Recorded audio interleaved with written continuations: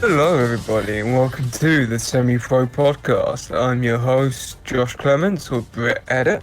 And I'm Dalton Barrett, aka Barrett Digital, and today's episode of Semi Pro is brought to you by the Batman cosplayers who are really upset with the new cowl because they don't have the cheekbones or the jawline to pull it off. They may have the chin, but they don't have the rest of the features. Then again, who could? Robert Pattinson is apparently, according to science, the perfect man. That's why I'm so excited. That's one of the reasons I love the new cowl is because it's not many people are going to be able to pull that off, and that's going to upset so many of the Batman cosplayers because it's going to be very difficult to pull that off for cosplay or whatever. Yeah, I look forward to all the people who are going to try. Very much so, yeah. Some come to mind, but we're not going to name anybody here. Yeah. Well, we'll leave that. But, it's lucky that the biggest news in the past week has been nothing. Nothing happened. Nothing came out. Josh, you're selling this week short. Sonic the Hedgehog came out yesterday. And, best film of all time. That's big news. And Sonic the Hedgehog did come out. I haven't actually looked at how it's being received. I haven't heard a word about it. It was, last I saw, it was 64% on Rotten Tomatoes, wow. 90% audience rating. That's not bad. Yeah, that's pretty exciting, actually. Much higher than I thought it was going to be. Well, my thought with Sonic was it's either going to be good or it's going to be so bad that it's great. That was where I was sitting, and it looks like it's actually in the good camp. I was kind of hoping for so bad it was great, but it's fine. And we also got No Time to Die, the Billie Eilish song came out. Actually. And so that's pretty exciting. I think it's not as good as Skyfall, but it's almost as good as Skyfall. It's a great Bond theme. Okay, so truth be told, I was traveling home from uni yesterday. Mm-hmm. And me and my friends are pretty big James Bond fans. We were talking about how we're gonna go see the movie, and then we're like, oh, the theme comes out. And as soon as it came out, I couldn't stop listening to it.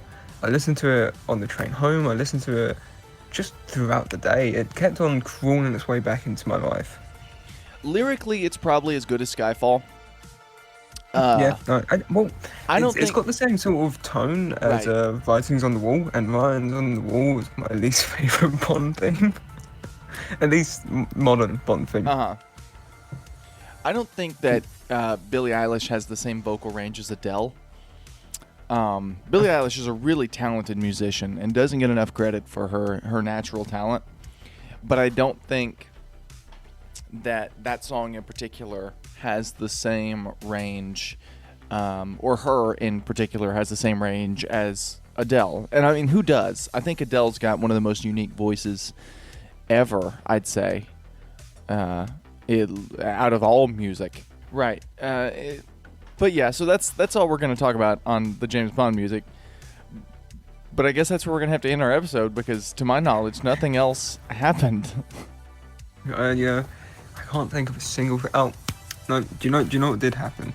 What is that?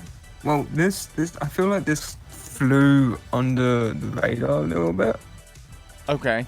A lot of people have seen anything about it, but Johnson is returning to Jurassic World 3. That's genuine, yeah. He is. That's awesome. I didn't know that. Neat. Yeah, he's coming back for the third one. I never saw the second one. Second one was awful. I mean, it was bad. So he didn't direct that one, or he did. Oh, I thought did Trevorrow direct that one? I can't remember. Trevorrow directed the first one. Trevorrow directed Trevorrow, that's correct. Trevorrow. The guy who was gonna do episode 9. Trivago. I don't know if he did direct that one. I don't either. The second one was awful. I mean, it was a clumbled mess. It's the only movie.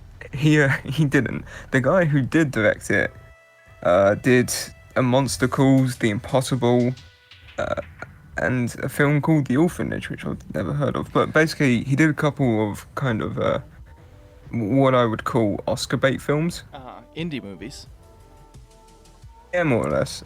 He apparently did a couple episodes of Penny Dreadful, which is neat. Interesting. Yeah, Well, I never saw it. I saw clips of it. I heard reasons as to why it sucks. Jurassic World 2 was it was a mess. It's the only movie I've ever walked out of. They that bad? Yeah, it was bad, especially towards the end. It's not even because it's boring bad. It's not entertaining bad. It's boring bad, and it gets really political. And this is a movie about dinosaurs, and they start like you make dinosaurs in a lab for a park, but now you're trying to ask like the big deep existential questions about like should we have done it, but it's like it's too late now. Just too much going on in this movie, and they start asking like, should we have done this, and should we treat the dinosaurs better, and like all this kind of stuff. And it's like, no, you get rid of them. They weren't here to begin with, and they shouldn't be, so just get rid of them. And then Bryce Dallas Howard, I'm gonna spoil it, it's been long enough. Bryce Dallas Howard, I've not seen it. She winds up See it, sorry. she winds up setting all the dinosaurs free, like, because that's better than the alternative of them getting sold to independent buyers. So she just sets them all free in California or wherever they're at, like to roam around and supposedly, assumably murder people. But at least they're not being sold. Like, it's just so stupid. It reminds me of that story. I can't remember if it was real or faked or what, but there was a story of like a man who went to a zoo and he saw like a lion enclosure, and he was like, free the lions! So he jumped in to free the lions, and the lions just tore in shreds because they were hungry. Yeah, it's just like that, except for Bryce Dallas Howard is the good guy at the end because she set the dinosaurs free. They're trying to gas the dinosaurs so that they won't be sold to the military to be used as weapons. That's a pretty good ending to a terrible movie, but it's a pretty good ending. And then Bryce Dallas Howard comes in, and just to put the little stupid cherry on top of the stupid movie cake. You don't put cherries on cake, but you get my point. She comes in and presses the button to let all the dinosaurs out so that they don't die, and it's like why would you do that? Now they're roaming the streets of Los Angeles. Isn't the third act of Jurassic Park 2 trying to stop that from happening? Well, and here's the worst part. So the movie opens with Jeff Goldblum in court, and he's given like this speech or whatever, and it turns out that takes place after what happens in the course of the movie. And you got Jeff Goldblum in there, and he goes, as this is all happening, he goes, we now live in a Jurassic World. And then it just cuts to like the scene of like the dinosaurs running down the streets of Los Angeles.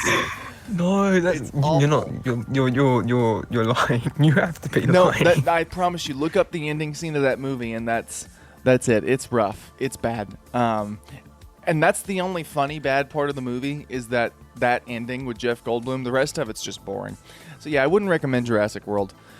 We just spent 10 minutes talking about how there's nothing to talk about.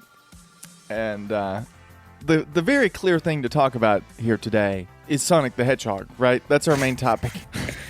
Right. So, no, okay, let's actually talk about the thing that's been on everyone's timelines, everyone's Facebook feeds, everyone's Twitter feeds for the last 2 days. The Ishtar remake. 3, 2, 3, 4, 4, 2, 3, and... These men are pawns. Only you. I think they're wonderful. Ishtar, written and directed by Elaine May. Nope. Len Kavinsky's new film starring Leo Fong. Yes! That's going to be amazing, by the way. Especially if they He get released Tommy a poster Wiseau. for that. Did he actually?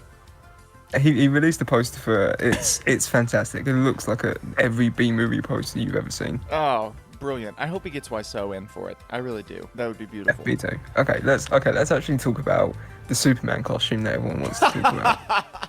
So we got to talk about Nuki. I'm not talking about Nuki.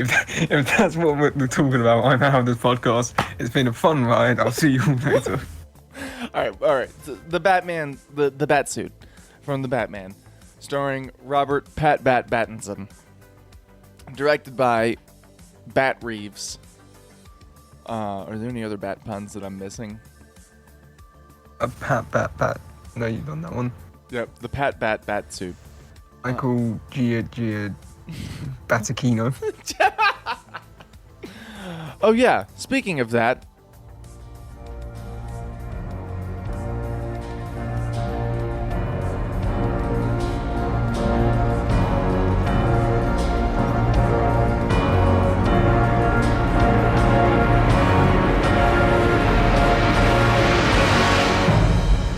How brilliant is that little piece of music?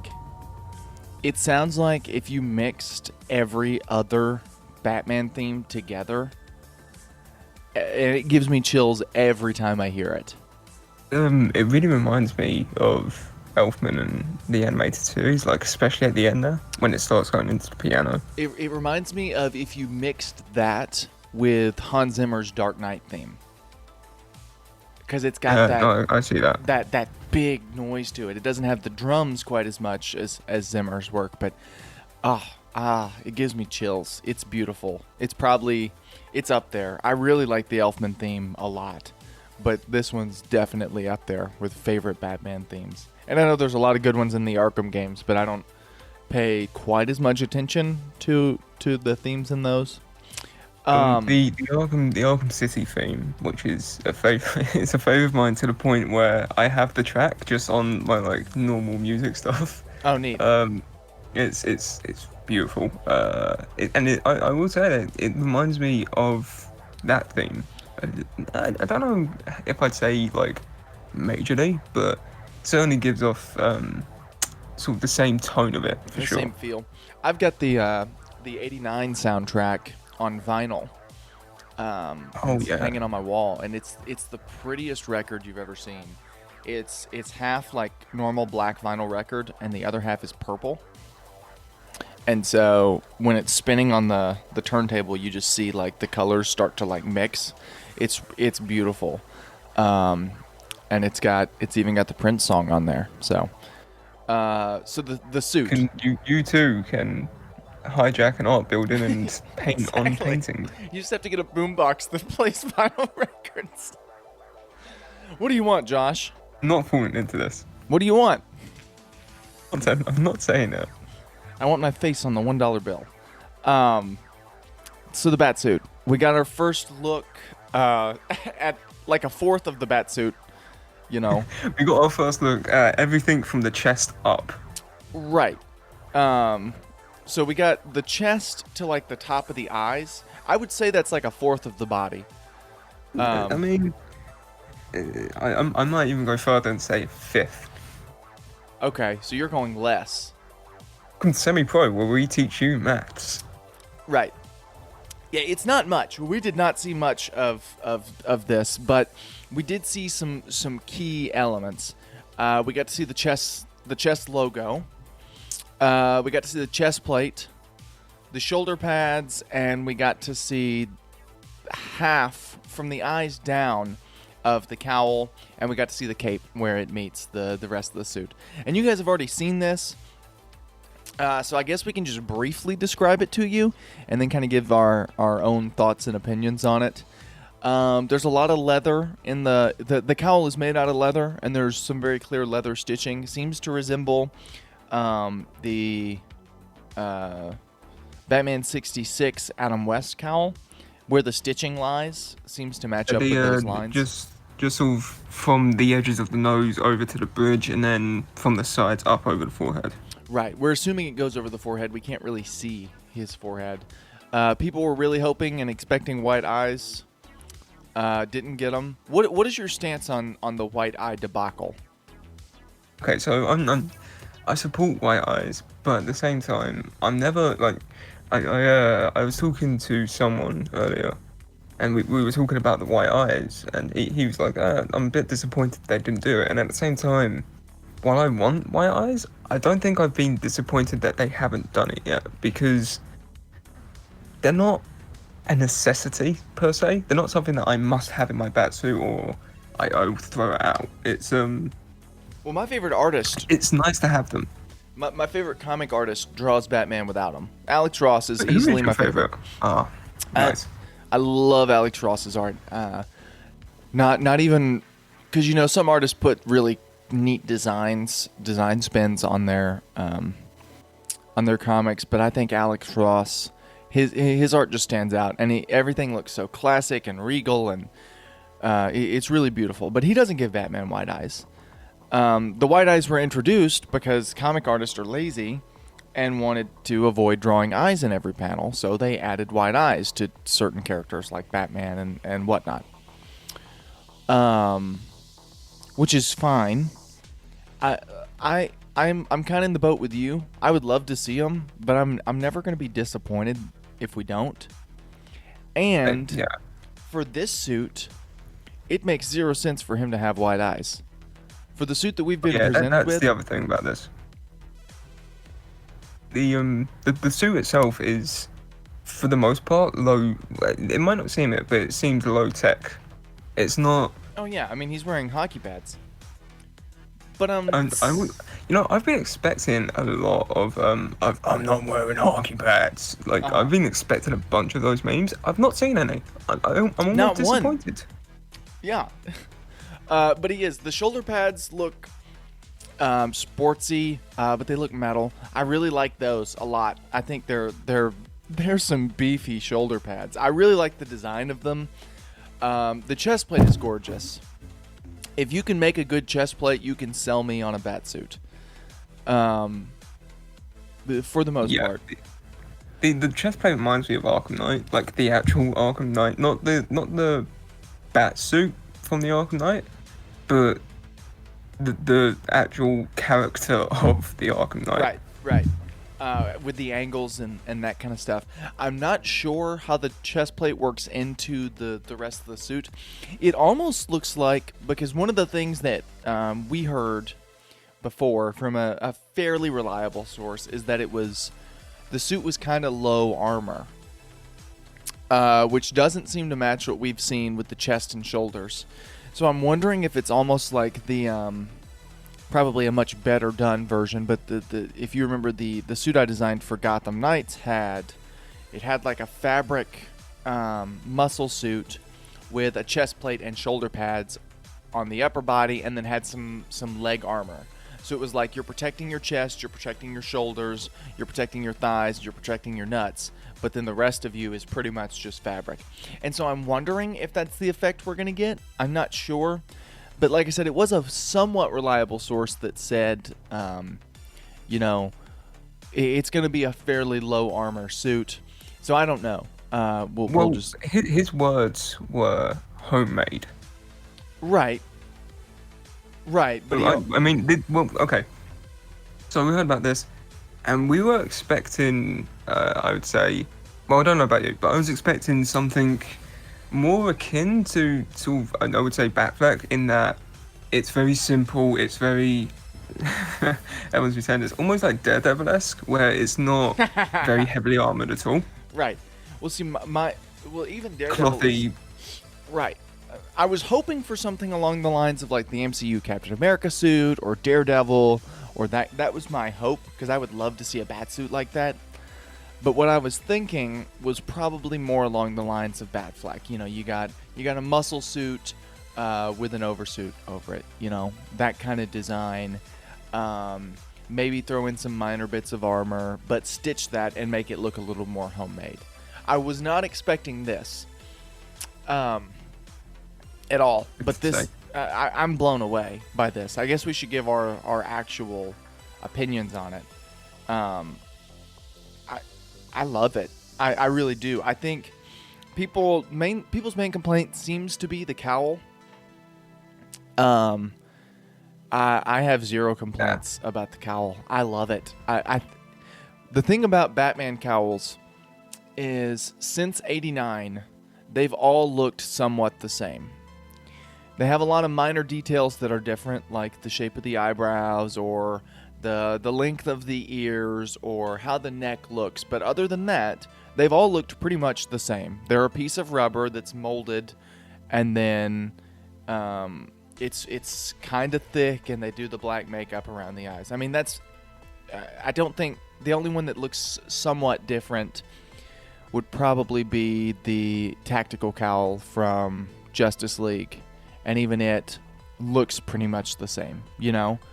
This one looks different, and I love that, and I really respect them a lot for doing that. And it looks great. I like that it's different. I like that it's thin.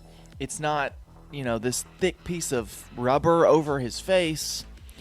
I like that it looks like it's something he stitched together or had someone else stitch together out of leather, I mean, there are a lot of things about this that I think are huge improvements over the over the other cowls that we've seen, specifically the Justice League cowl, which was the last one that we saw. I think this is a huge improvement. Your over favorite that. cowl? Yeah, well, it's just, I don't know. I am very, very happy with this look because it's just different, and I love that. That's why I like. That's something that I wanted to bring up, is that a lot of people, I think, are hostile towards. I mean, this is going to go back into our main topic, Sonic, but I think people are hostile to new ideas a lot of the time with characters that they like to think are in one sort of way. So, like, I promise you, I will relate this back into Sonic. So you've got Batman, right? This Josh, our main topic is comic. Ishtar. 3, 2, 3, 4. 4, 2, 3, and. These men are pawns. I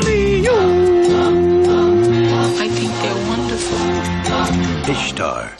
Written and directed by Elaine May. I'm not acknowledging Ishtar anymore. So, with the Batman suit, I think in the comics it's always drawn, single color, maybe a bit of stitching, but typically grey, black, boom, done. And I think that when you bring in something like this, which it has the collar, it has the leather cape, it has a different textured body to its head, I think people are hostile towards it because they're like, we've got this established thing, we like it, and we don't want that changed. But at the same time, and again, like Sonic, you've got this character who... I'm talking about Sonic, not Batman here. You've got this character who people like to think is a fan favourite, who like to think is part of a good franchise, but in reality, he's had 3 good games across maybe 20 years of being a playable thing. And then in that 20 years, 2 of those good games were his first 2, and the other one was half a good game because they still tried to work in his modern re-establishment in it. And so people are like, oh, Sonic. But then Sonic in the film is an alien. He's not going to look like a character who wears gloves and sneakers. He's going to look like an alien. And with Batman, he looks like an... No, he's another character that I think you can play around with. You're talking about Dustin Hoffman, who plays Chuck Clark in the movie Ishtar, correct? 3, 2, 3, 4. 4, 2, 3, and. These men are pawns. I think they're wonderful. Ishtar. Written and directed by Elaine May. Stop trying to bring up Ishtar. I'm talking about the Batsuit. I'm talking about how the collar on the Batsuit is something new and I love it, and it gives Batman actual mobility in its head, which is something that is always an issue. Right, well, we haven't really seen that issue since Dark Knight, because while Affleck looked like he couldn't turn his head, he could. Like they made the suit look like he wouldn't be able to turn his head, but he could move it back and forth. Well, with BVS, the neck in general's the worst part of the suit for me. Right. It's too short. Yeah. Well, yeah. Give it a little length. Maybe some. I don't know. I love the BVS suit. I don't love it as much as everybody else seems to, mainly because I'm not that big a fan of the Dark Knight Returns suit or storyline. Like everybody loves that story. I love the story. I think it's good. I don't think it's good for an established franchise. I don't. It's a. Yeah, but it almost has to be. If you're adapting it, it almost has to be an established franchise so that you can bring in, like, Superman. But if you're gonna do a Dark Knight Returns story, that needs to be like your Logan, you know? Yeah, that's what I more meant in that you can't bring in the Dark Knight Returns as your first outing as Batman, because Right. the Dark Knight Returns only works if you've got that 20 years of build-up. Right. Well, but from the suit design perspective, I think it's a bit too chunky. It's a bit big. I have some issues with the BVS suit. I love it. It really is probably as close to a perfect Batsuit that we'll see on screen.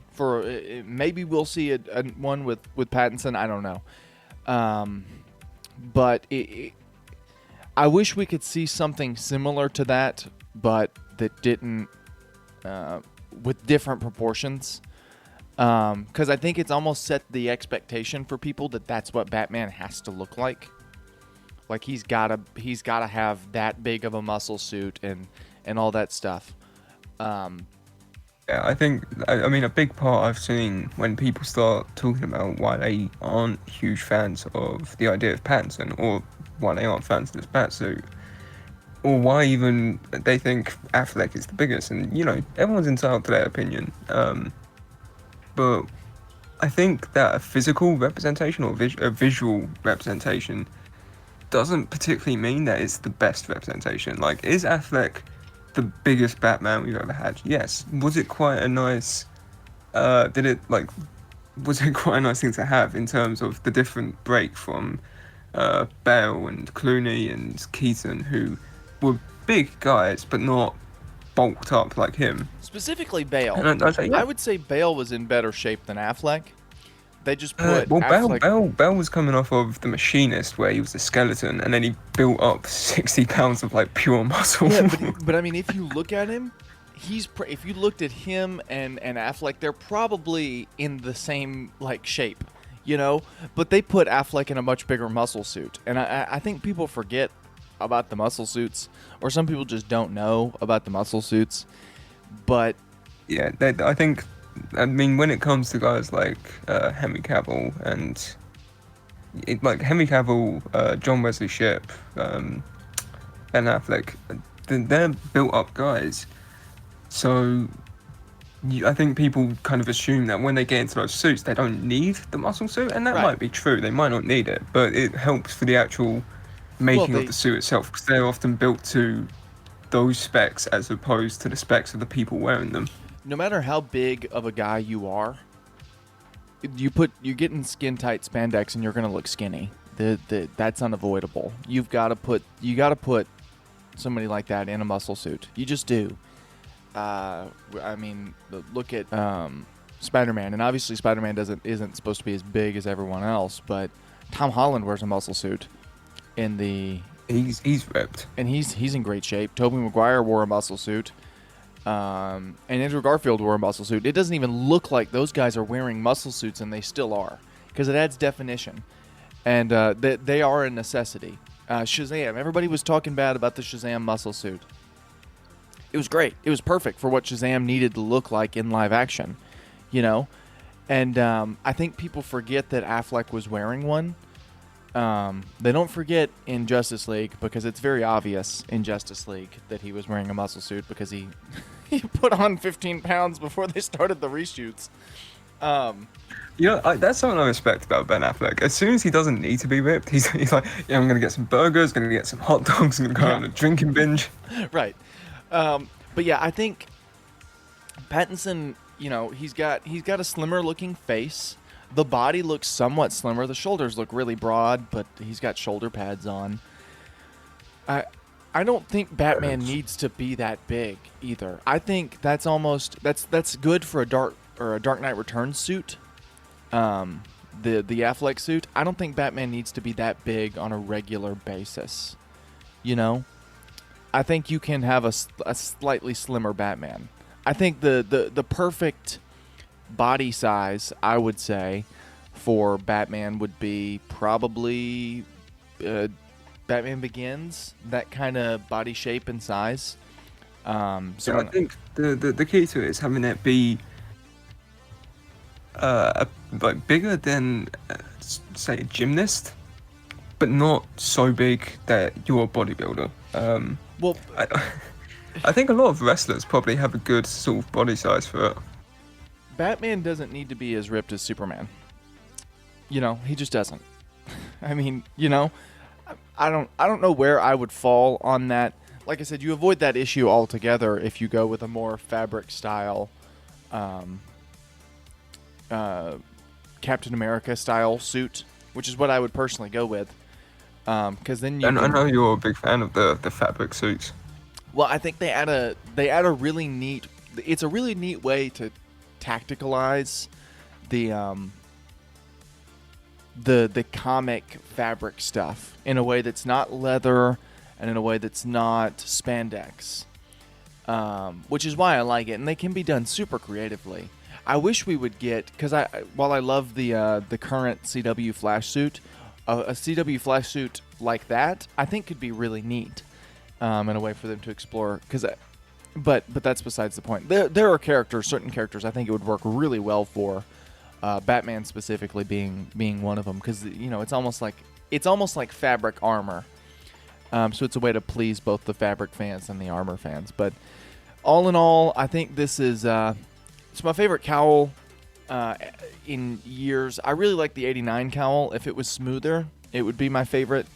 But this one I just really like because it's not the same as the style we've been seeing for 20 years. I mean, it's 20 years of Batman movies, and we've seen the same style of cowl since the beginning. And I'm just really glad that we're getting away from that.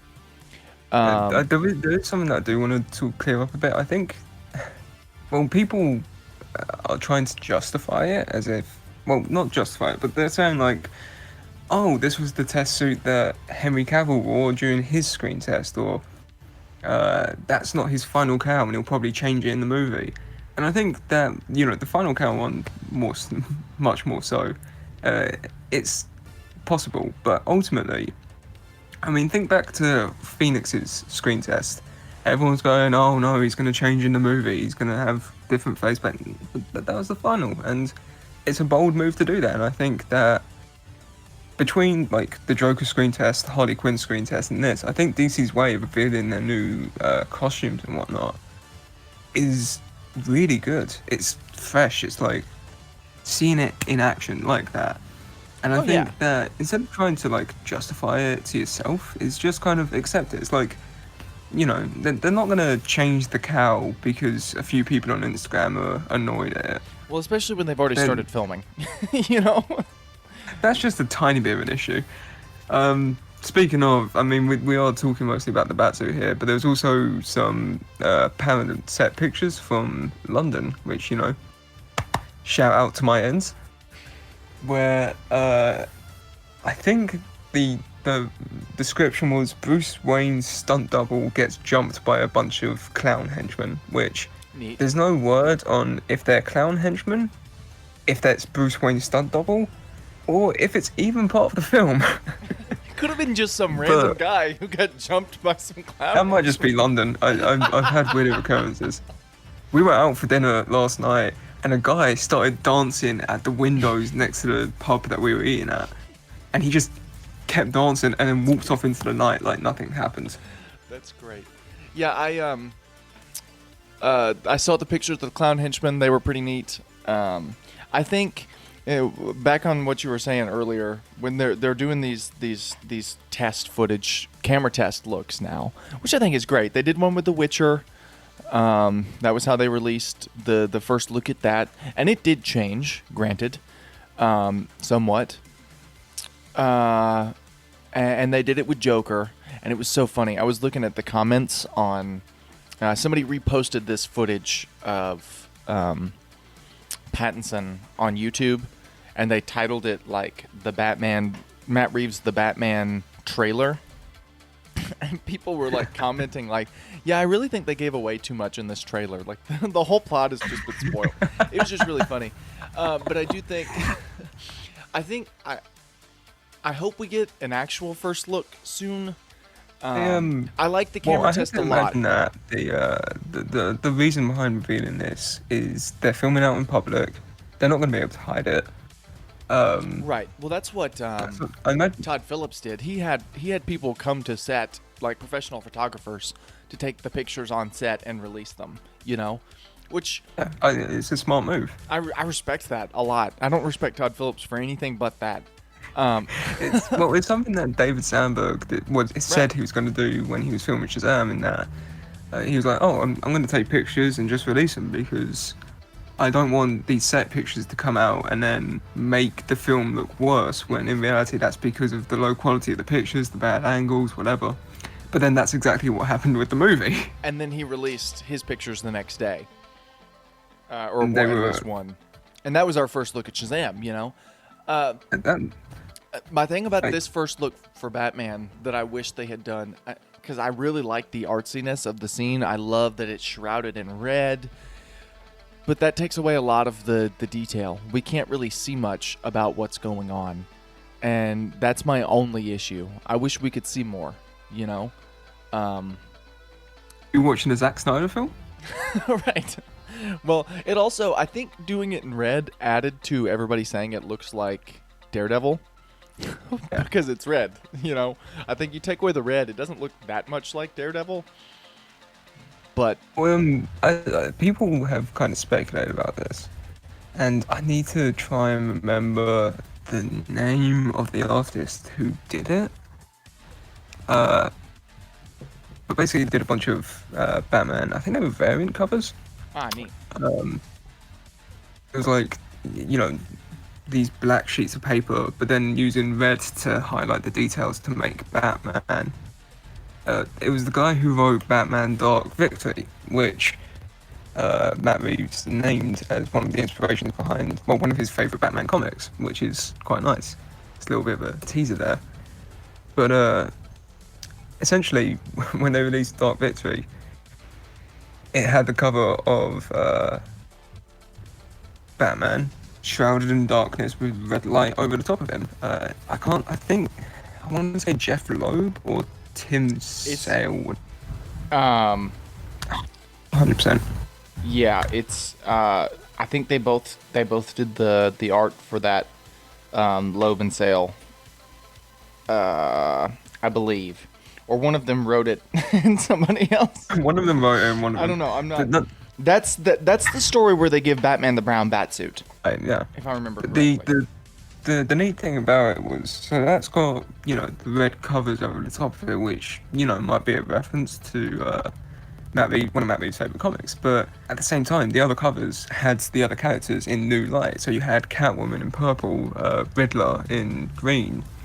I can't remember what, I think Two-Face might have been purple or blue, one of the two. So, But like Penguin in blue. But like, you know, you had these characters in these certain lights, and based on how Matt Reeves announced the casting, I wouldn't be surprised if at the same time next week we get a Catwoman screen test or a Riddler screen test or everyone's favorite Alfred. an Alfred screen test. Where do you stand on? Because the rumor was for a while that Robin was going to be in this movie. I don't know. That may have been confirmed. I have no idea. But that was floating around for a long time.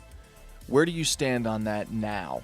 Seeing the suit, knowing we're 2 years into his tenure as Batman, I would say it's almost too early to introduce Robin unless this is the movie where he finds Dick Grayson. Where do you stand?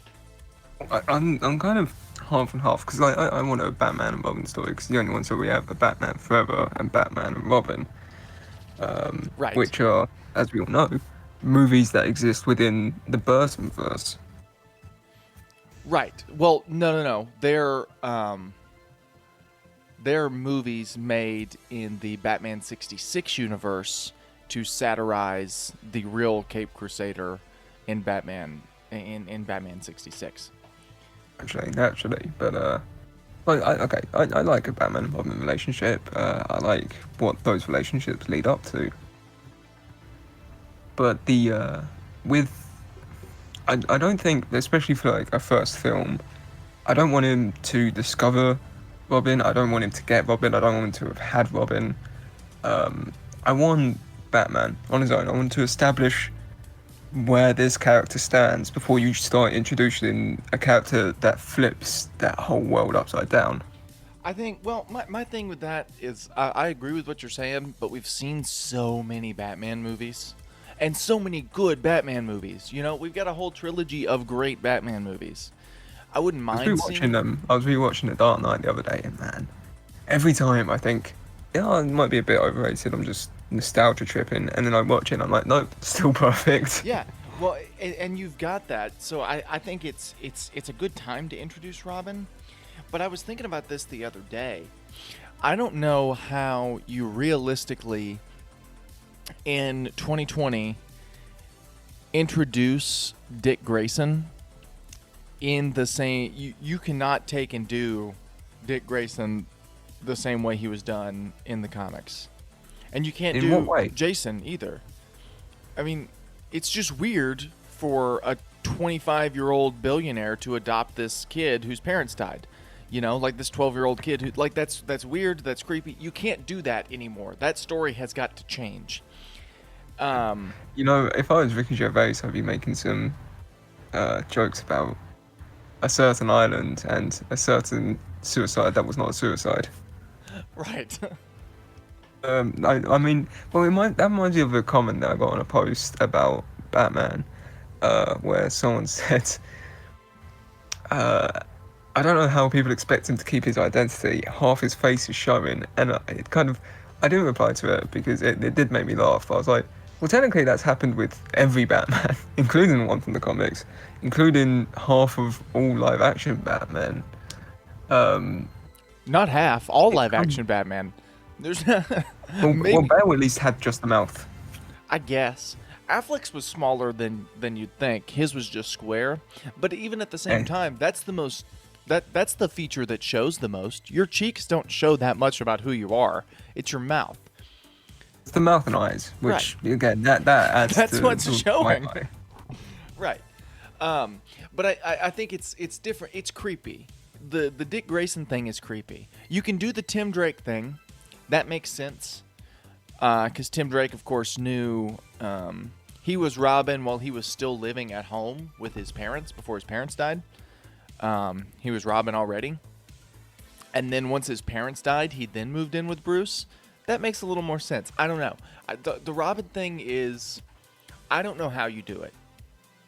Well, I think, okay. So, the one way that you could do it, in theory, is like Lego Batman. Where... Yeah, no, I was going to suggest that, but I didn't know how to word it. This is going to be a fun one to justify. Where you take Dick Grayson, you take Batman being at... well, okay, I think inherently you need to change it from the circus. You can still make it like performers. But do people go to circus anymore? Are they that big a thing? I don't know. They're not over here. Are they in America? They still go around. They've shifted more from being like for everyone to being more just like kids attractions. And so they don't take them as seriously. But they do still exist to an extent. But the rules are a little more strict. Like kids can't just go and perform in the circus anymore, you know? What's the point of them? Well, it's just entertainment, you know? But kids can't, you can't have a 12-year-old kid hopping around and flipping on, you know, just can't do that anymore. So you do almost have to change it. Here's what we do. We make him a YouTube sensation. Okay. Does he have a podcast? He has a podcast and he has an Instagram art page. Does he talk about Ishtar? 3, 2, 3, 4, 4, 2, 3, and... These men are pawns. I think they're wonderful. Ishtar. Written and directed by Elaine May. Like every time you mention Ishtar, it physically pains me.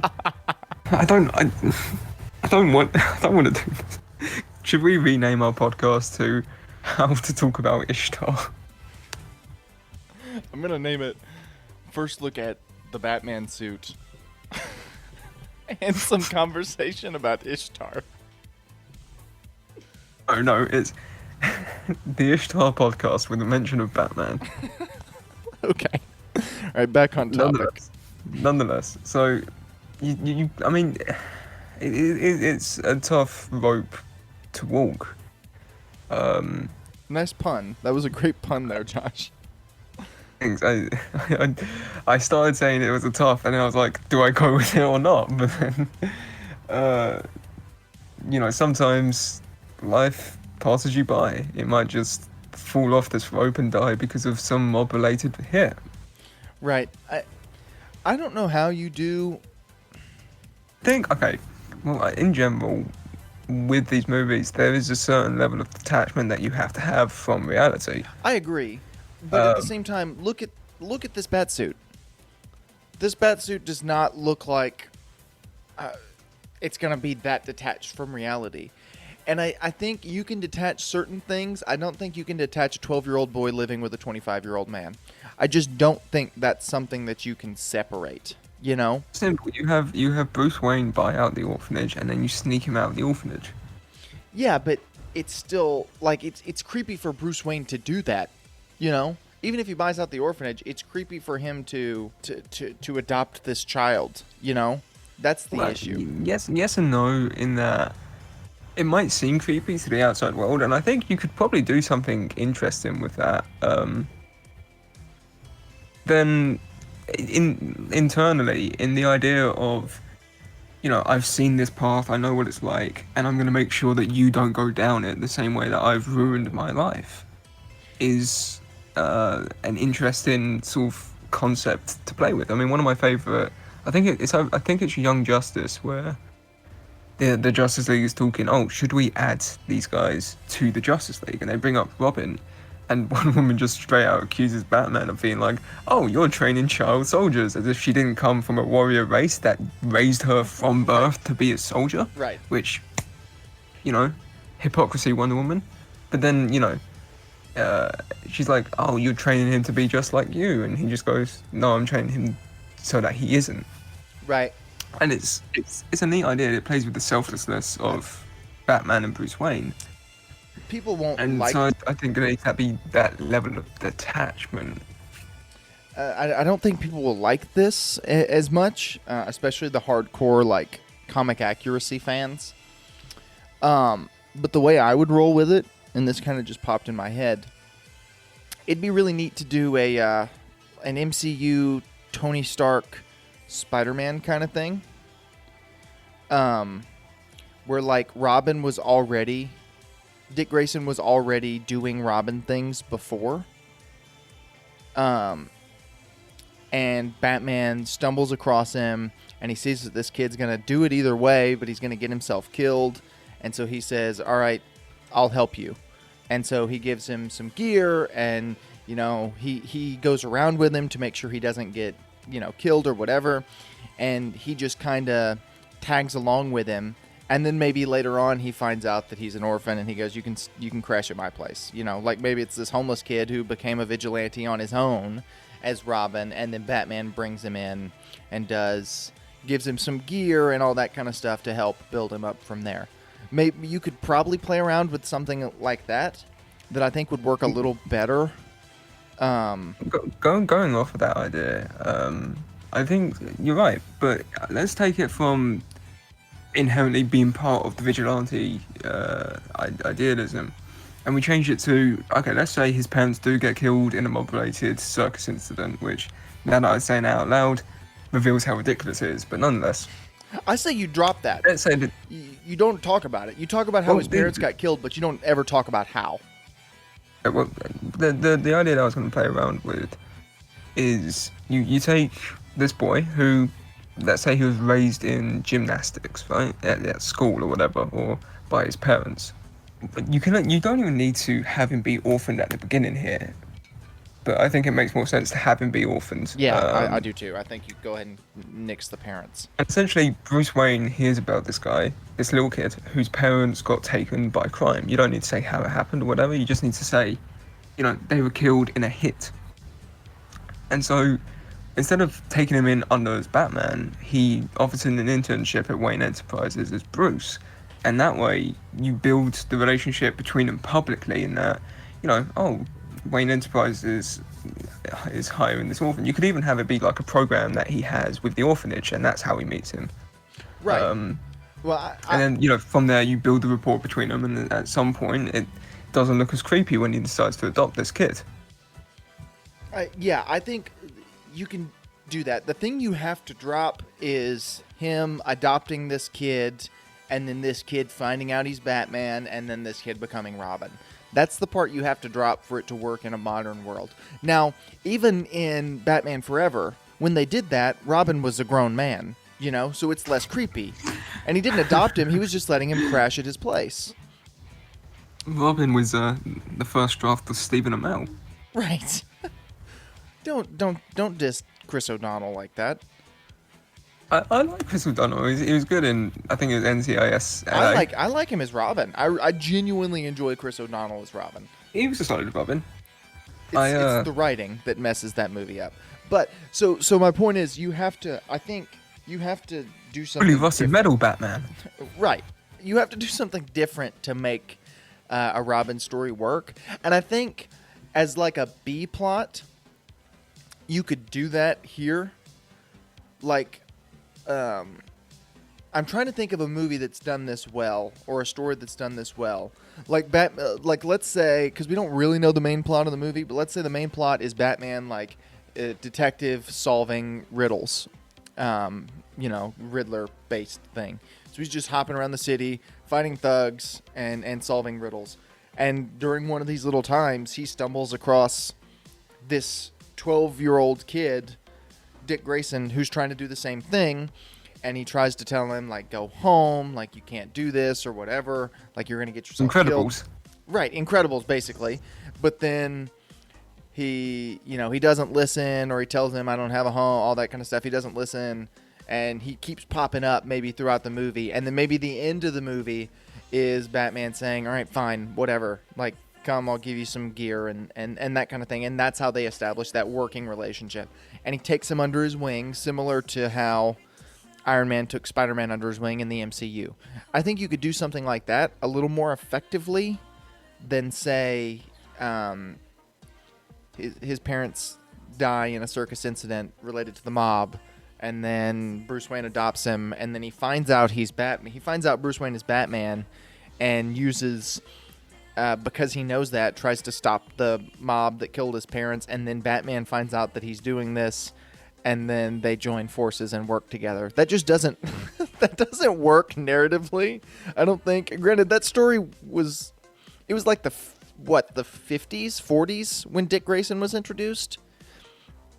So, yeah, I think you got to update that story to make it work. All the other Robins, I think, work fine, because once you've adopted one kid, it just makes sense to adopt another. Like, when you start, you just can't stop. right. Damian makes the most sense, and Tim makes sense because he was working with Batman before he was adopted by Bruce Wayne. So they all make somewhat sense. I'd like to see. There's when it comes to the Robins, I like my favorite aspect about how let's say the three main Robins is that they all represent a part of Batman in a different way. So you've got the agility in Nightwing, you've got the rage in Jason Todd, and you've got the detective and intelligence in Tim Drake. Don't diss my boy Damian by not including him. We don't talk about him. But also something I do just want to talk about before we end up having to shut shop. Yeah, it's coming up soon. We've talked for an hour about something. Remember when this was a 20-minute podcast? When this was a 40-minute podcast? remember when this was a podcast. One of the things I wanted to talk about was the idea of the guns being in the. Oh yeah, we complete. I forgot we were talking about the Batsuit. I'm gonna have to trim this. But yeah, so it's the guns thing is not been confirmed by anybody. Just by the way, No, it just looks like it. it just and it makes sense. roughly looks like guns, kinda. I mean, I don't know. I've looked at guns before. The idea of looking at the thing is the sharpened like edges on the wing. That's not guns, but the centerpieces. Right, which somewhat makes sense, but it also doesn't look like a gun. You know, like it just doesn't. I wouldn't know. I've not seen any guns. It looks a whole lot more like a box cutter to me. And I'm not saying it's not. It totally could be, Parents but are killed by a box cutter. That's what you're saying. right. It just doesn't look like. I mean, it's removable and it's a batarang. That's for sure. Like there's no denying that. I just don't think it's. I don't think it's a gun because I've never seen a gun that looks like that. And people are taking that as fact. Like they're saying, like Don't take anything as fact. Do Right. some research. Don't just believe random people on the internet, including Right. these two. We're idiots. But we do know you can believe us when we say that it's not fact that this is a gun.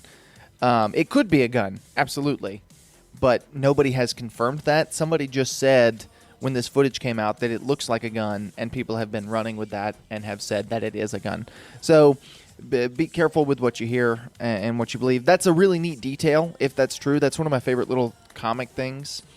It's from Batman 1000. Right. He melts down Joe Chill's gun into the Bat logo with the idea of, with melting it down, you destroy the gun's sins and you build it into a symbol of justice. He said the Very dramatic, very Batman, very emo. The quote is, "The gun that broke my heart as a child will now protect my heart as Batman," which is just a neat quote. We were gonna do something nice. similar to that for some Gotham Knights stuff back when that was.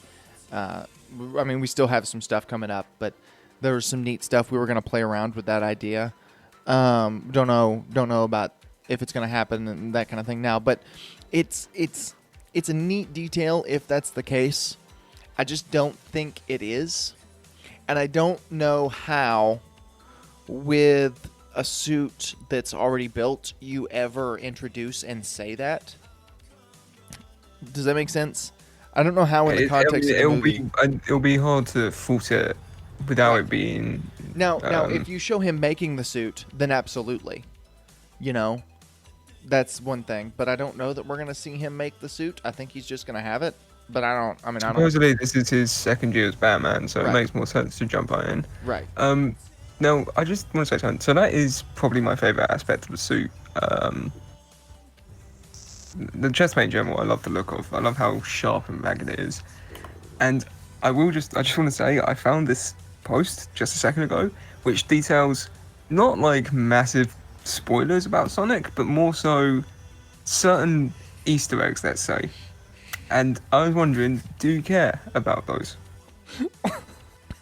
Let's don't spoil it for the people who actually want to see Sonic. Well, let me just say, looking at this list, I am extremely excited for Sonic.